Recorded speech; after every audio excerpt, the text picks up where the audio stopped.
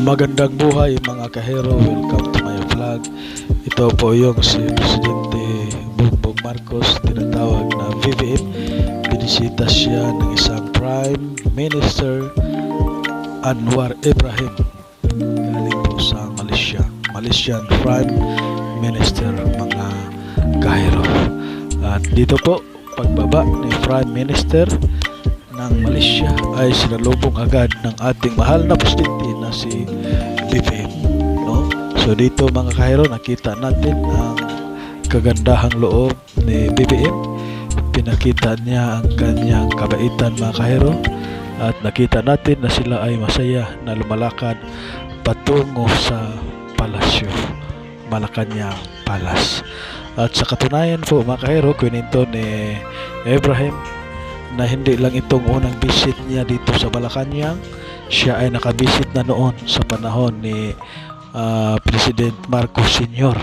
At sabi ni BBM, tingnan mo daw itong opisina pong ito, kung ito ba yung opisina noon yung bumisita ka. At yun mga kahero, masaya na nakita ni Ibrahim.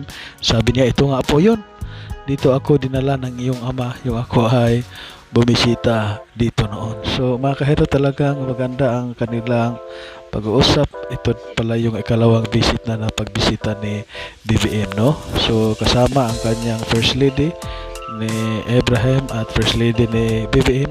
Sila ay masaya na nag-usap-usap mga kahero.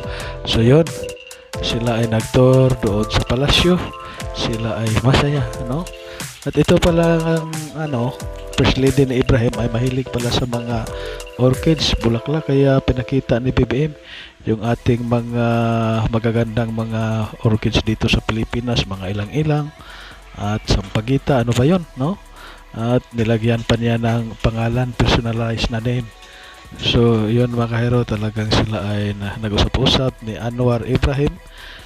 Noon pa bang 2018 nakita na sila, yung si BBM ay senador pa, at nag-usap-usap na sila kung papaano ipaunlad ang dalawang bansa, Pilipinas at ang Malaysia. At sa ngayon po ay nagiging presidente na si BBM.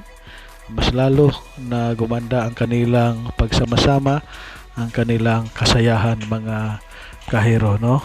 So yun, na sila ay nag-usap-usap na talagang palaguin talaga ang Pilipinas at ang Malaysia kung sakali mayroong mga gira.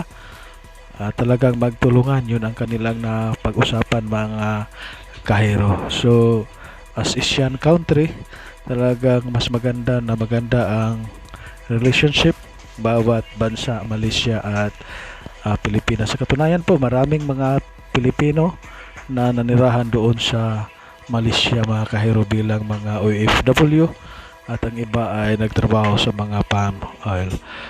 Dito mga kahero, welcome si Ibrahim at pinakita ang kagandahang loob sa mga Pilipino kung paano tumanggap, makitungo sa ating mga bisitang mga dayuhan.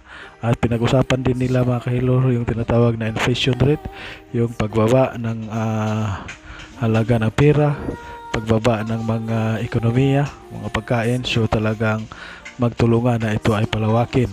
At napag-usapan din nila mga kahiro yung Sabah, Malaysia, kasi ang Sabah ayon po sa history ay pagmay-ari ng Pilipinas, pero ngayon ay pagmay-ari na ng Malaysia. At napag-usapan nila na talagang mag-meeting sila, bigyang pansin, no? Kung paano masolusyonan itong Sabah, Malaysia, kung sino ba talaga ang patuloy na mag-lead sa mga tao doon sa Sabah, Malaysia. Pero sa akin naman mga kahero, depende sa taga Sabah kung saan sila magpa-under, sa Pilipinas ba or sa Malaysia. Pero sa territory talaga, sa lupa or sa bansa, talagang under siya dito sa Pilipinas mga kahero. So tingnan natin, talaga sila ay masaya na nag-usap-usap, nagkwentuhan. Pinakita nila mga kahero na talagang hindi basta-basta ang pagkakaibigan ng Pilipinas at ng Malaysia mga kahero.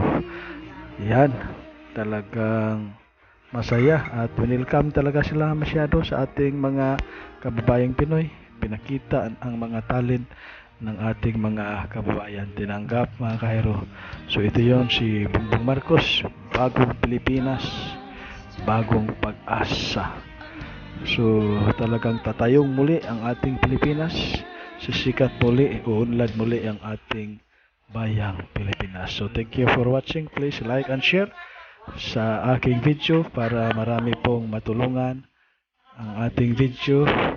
Maraming makaalam po ang kaugnayan sa Pilipinas at Malaysia. Thank you for watching.